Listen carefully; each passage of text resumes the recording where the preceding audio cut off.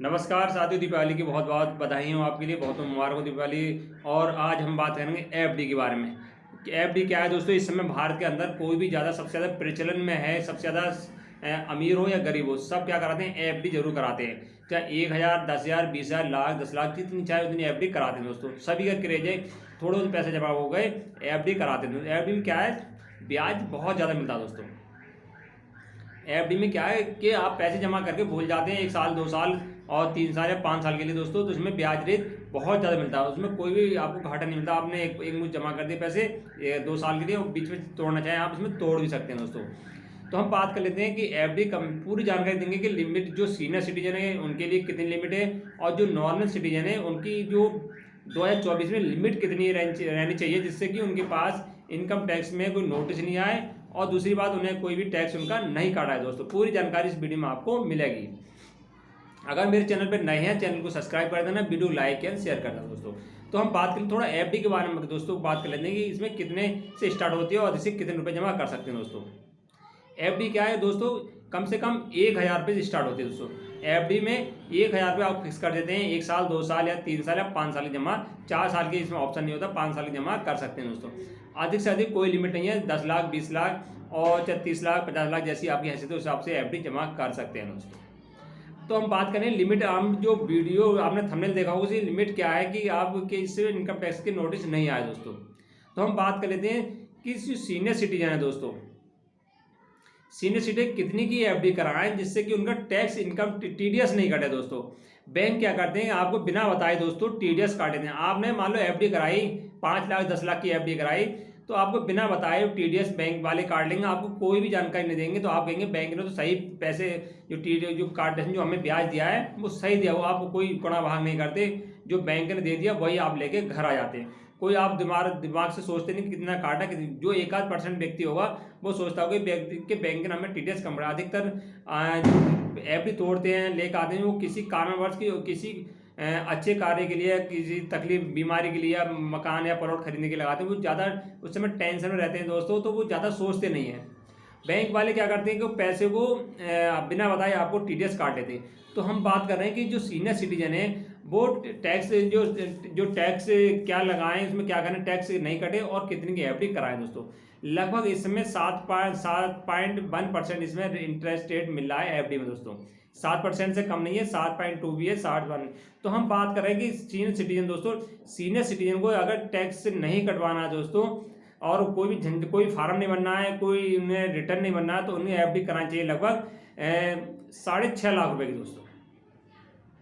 6,48,000 रुपये की लगभग उन्हें, या 6,40,000 रुपये की एफडी कराएं दोस्तों। 7.2% के हिसाब से ब्याज मिलेगा उन्हें। 50,000 से ऊपर ब्याज अगर जाएगा तभी उनका टीडीएस कटाएगा दोस्तों।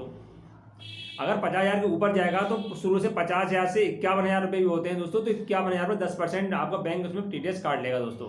5,100 रुपये आपका बैंक आपके खाते काट के आपके पैन नंबर में जमा कर देगा। अगर 50,000 से कम भी है दोस्तों तो कोई भी पैसा आपका बैंक नहीं काटेगा।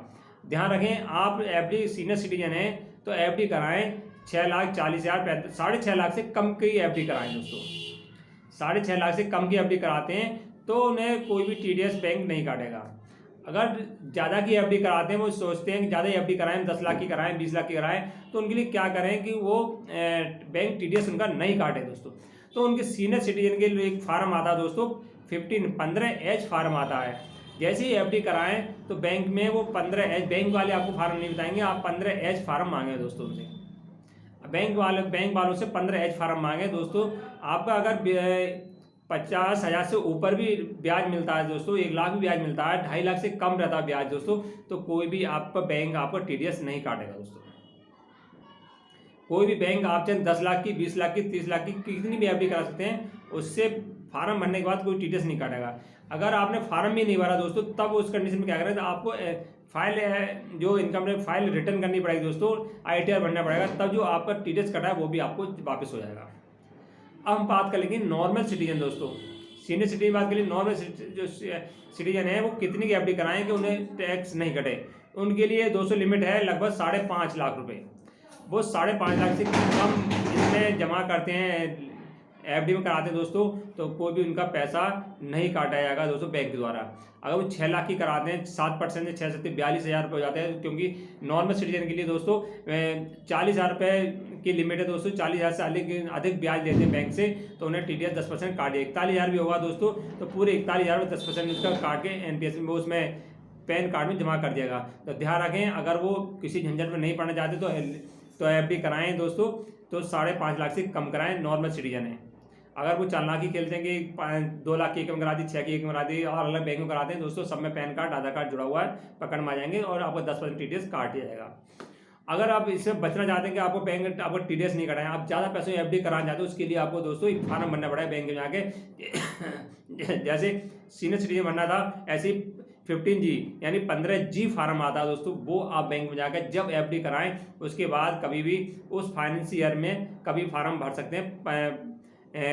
15G फार्म दोस्तों या तो तभी भर दें या उसके बाद भर दें, तो उससे क्या होगा, आपकी 40,000 से जैसे इंटरेस्ट आपको ज़्यादा मिलेगा दोस्तों, इंटरेस्ट ज़्यादा मिलेगा, 50,000 मिलता है, 1 लाख भी मिलता है दोस्तों, तो कोई भी टैक्स नहीं काटा जाएगा दोस्तों। उसमें 15H और 15G फार्म है नॉर्मल सिटीजन के लिए दोस्तों।